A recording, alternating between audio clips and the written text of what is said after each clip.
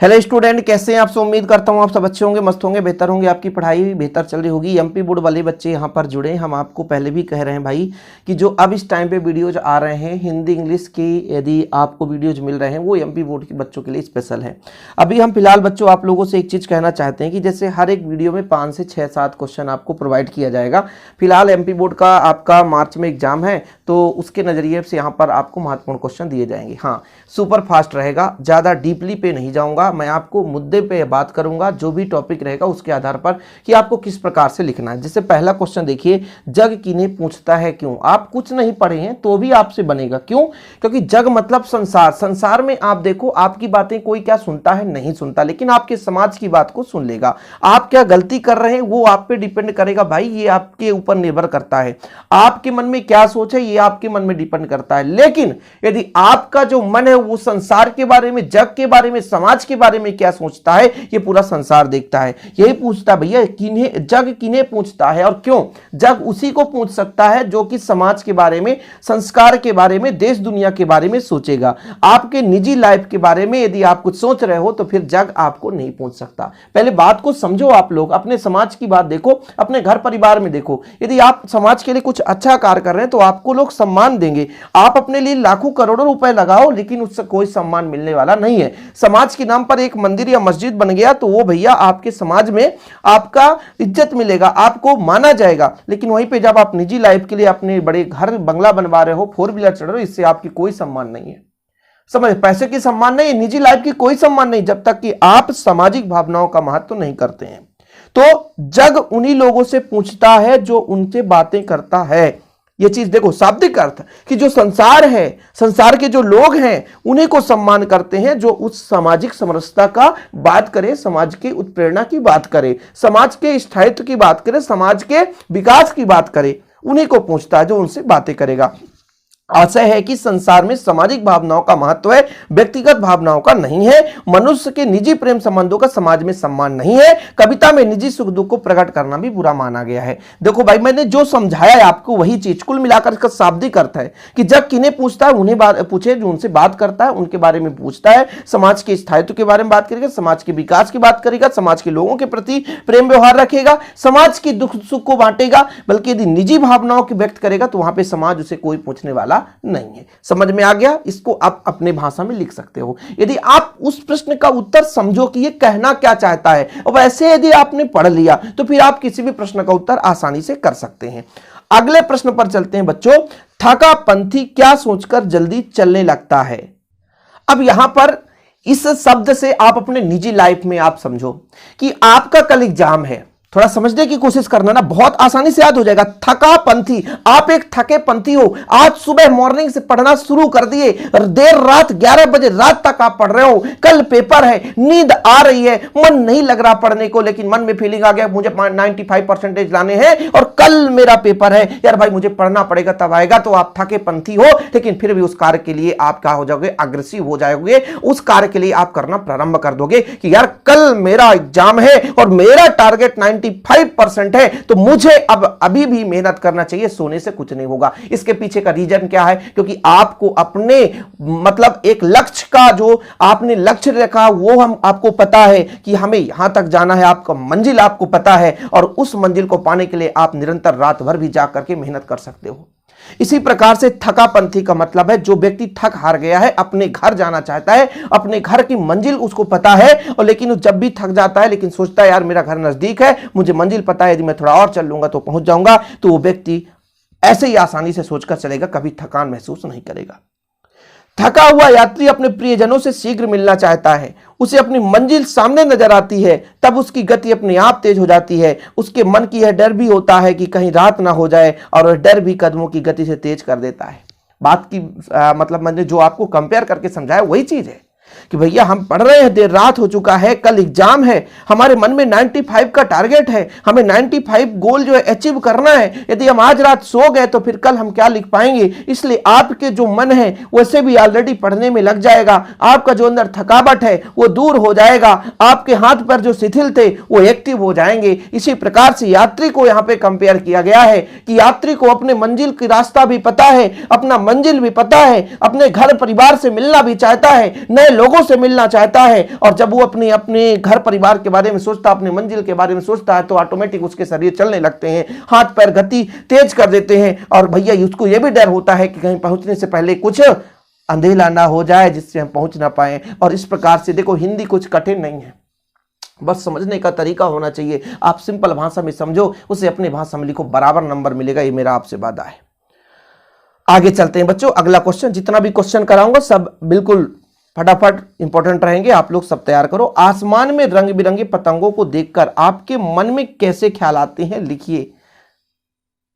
अब इसको आप लोग अपने निजी दैनिक जीवन से रिलेट करो कि शाम का वक्त है, छत पे आप खड़े हो, चारों तरफ से छत से पतंगे उड़ रही हैं, बिल्कुल शीतल मौसम है, शांत सुनहरा मौसम दिख रहा है, बिल्कुल ना तो धूप है ना तो गर्मी है, एकदम शीतल हवाएं चल रही है, आपके मन को सुख और शांति मिल रहा है।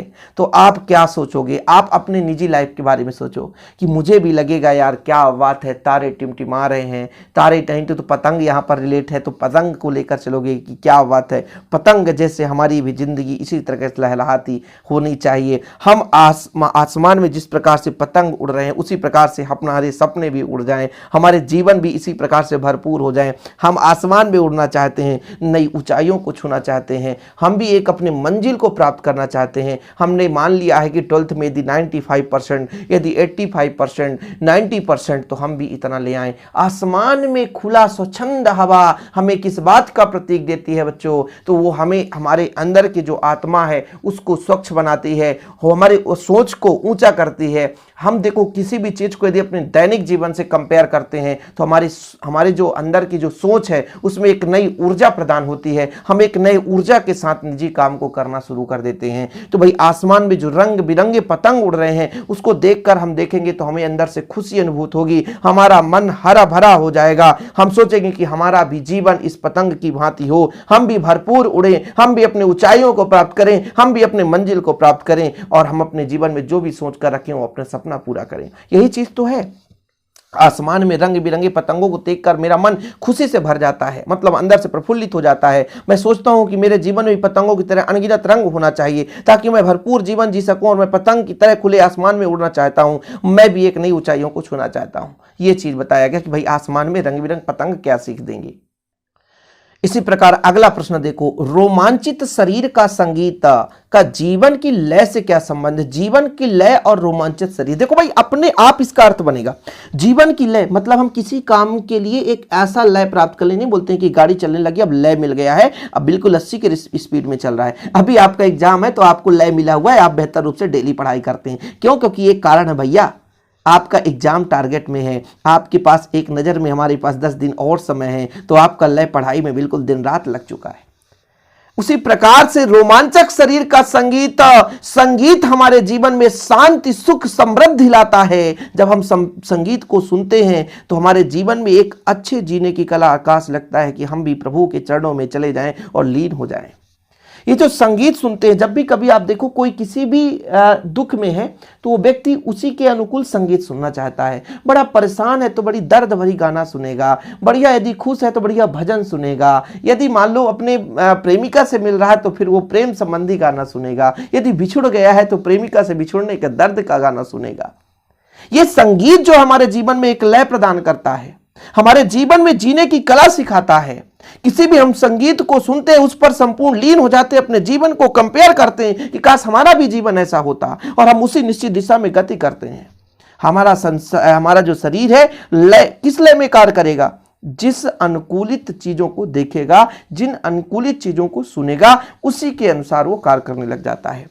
रोमांचित शरीर का संगीत जीवन की लय से उत्पन्न होता है, मतलब हमारे शरीर का जो रोमांचक उत्पन्न है वो लय के माध्यम से उत्पन्न होगा जब मनुष्य किसी कार्य में पूरी तरह से लीन हो जाए। जैसे हम बोले संगीत में लीन हो जाएं, हम किसी भी कार्य में लीन हो जाएं, हम पढ़ा रहे हैं तो पढ़ाने में लीन हो जाएं, हमें पढ़ाने में ही मजा है, पढ़ाने में ही आनंद है। जिस दिन हमें ये बोझ लगने लग जाएगा उस दिन हम आपको नहीं पढ़ा पाएंगे, क्योंकि हमारा ये शौक है, हम पढ़ाने में लीन है, इसलिए आप लोगों के निरंतर कार्य कर रहे हैं।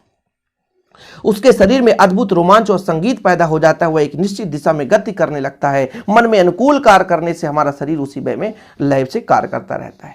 ठीक, चलिए आगे देखो बच्चों, अगला क्वेश्चन है, भाषा को सहूलियत से बरतने से क्या अभिप्राय है?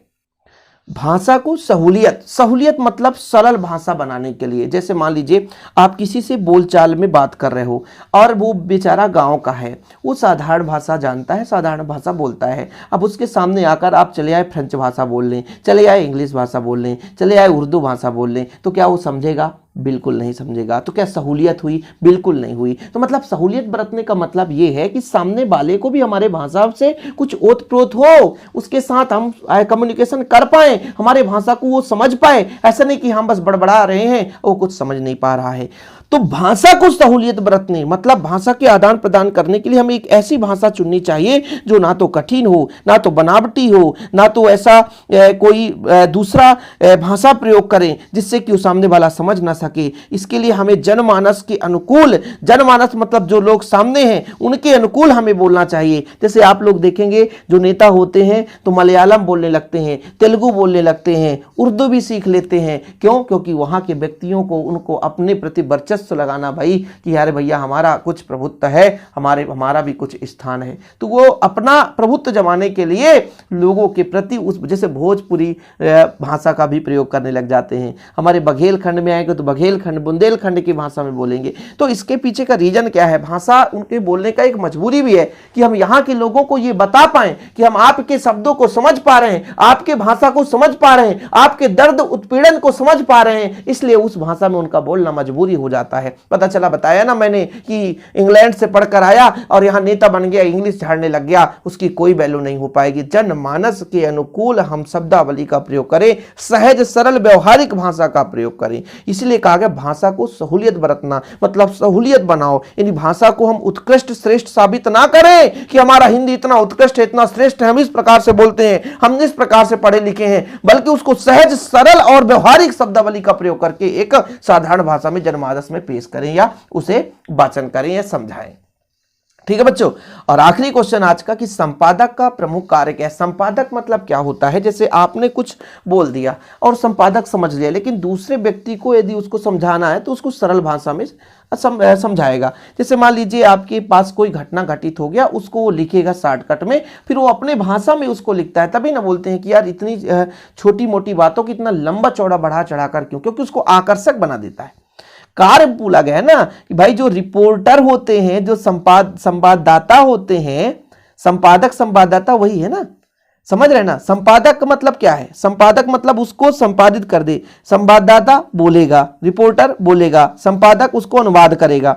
ऐसा नहीं होता जैसे हम मान लीजिए यहां से ले गए तो संपादक क्या करेगा, उसको बढ़िया से ऐसा शब्द उस पर जोड़ेगा ताकि वो पढ़ने वाले को भी आनंद आ जाए। तो जो भी लिखित सामग्री होती हैं उनमें अशुद्धियां होती हैं, उसको शुद्ध करता है, और जो भी प्रस्तुति होती है उसे योग्य बनाता है। देखो जरा, सारी रिपोर्ट में से महत्वपूर्ण बातों को आगे ले आते हैं, महत्वहीन बातों को त्याग देते हैं तथा गौण सूचनाओं को बाद में छापते हैं। वे समाचार पत्र, नीति, आचार संहिता तथा जन कल्याण का भी ध्यान रखते हैं। कुल मिलाकर के संपादक का मतलब, जैसे मान लीजिए दैनिक भास्कर का रिपोर्टर यहाँ से हमारे इस शहडोल डिस्ट्रिक्ट से न्यूज ले गया और बढ़िया, जहाँ जैसे हमारे यहाँ दैनिक भास्कर जबलपुर में छप रहा है तो जबलपुर में जाएगा तो वहाँ भी संपादक बैठा होगा। संपादक चेक करेगा कि इसमें कौन सी शब्द उचित है, कौन सा शब्द अनुचित है, कौन सा शब्द छापना चाहिए, कौन सा शब्द नहीं छापना चाहिए। ये सब चीजें कौन काम करता है भैया? संपादक काम करता है। रिपोर्टर की जो भी प्राप्त सामग्री होती है उसकी शुद्धियां अशुद्धियों को जांच करता है, जांच परख करता है, समाज के हित की बात करता है। जो भी नीतियां होंगी, आचार संहिता मतलब सरकार की भी नीति का बात करेगा भैया कि सरकार के विरुद्ध हम ऐसा कुछ ना बोले। जन कल्याण के भी ध्यान में रखते हुए, ऐसा नहीं है कि एकदम ऐसी न्यूज छाप दे जिसका कोई मतलब ही ना हो जाए। समझ रहे? तो संपादक के कार्य आप सिंपल तरीके से समझ गए। संपादक मतलब जो बैठ करके केवल न्यूज का एनालिसिस करके उसको सुचारू रूप से सही ढंग से बनाता है। मतलब आप ऐसा भी लिख सकते हैं कि पहला नंबर लिख दें कि संपाददाता से प्राप्त सामग्रियों को शुद्धियों का जांच करना। दूसरा नंबर लिखना किसी भी समाचार को योग्य बनाना। तीसरा नंबर लिख दो कि भाई महत्वपूर्ण बातों को पहले श्रेष्ठ रखना और अनुचित बातों को त्याग देना। ठीक है, यहाँ भी आप लिख सकते हो समाचार पत्र, नीति, आचार संहिता या जन कल्याण की बातों को विशेष ध्यान रखते हुए कार्य करते हैं। ये चीज आप लिख सकते हैं संपादक के प्रमुख कार्य। आज के लिए इतना ही। हिंदी पर क्वेश्चन आंसर पर वीडियो मैंने अभी तक नहीं लाया, लेकिन बच्चों का डिमांड था कि सर हिंदी पर भी वीडियो लगाइए। आप लोगों के लिए बच्चों मैं करने के लिए तैयार हूं, मेहनत करता हूं। इतना ध्यान रखो कि इस वीडियो बनाने के पहले बच्चों आप लोगों के लिए इतना लिखना भी पड़ता है, इसलिए समय भी लगता है। तो प्लीज इतना सपोर्ट जरूर करें ताकि हम आप लोगों के लिए मेहनत करते रहें। आज के लिए इतना ही। वीडियो पसंद आए तो लाइक करके शेयर करें। जय हिंद, वंदे मातरम।